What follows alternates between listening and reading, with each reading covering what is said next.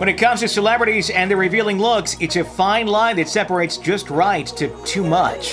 From the side boob, cropped tops, high leg slits to general all-over slits. These are some of the ways some celebrities choose to show off their figures.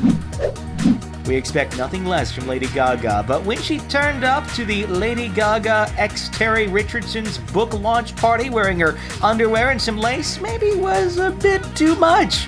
Rihanna's dress at this year's Grammys may look sophisticated and nice, but wait a second, is that a nipple we see?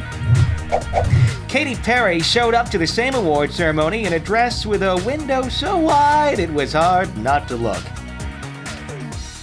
And Kelly Rowland rocked on the red carpet in a frock that had more slits than material.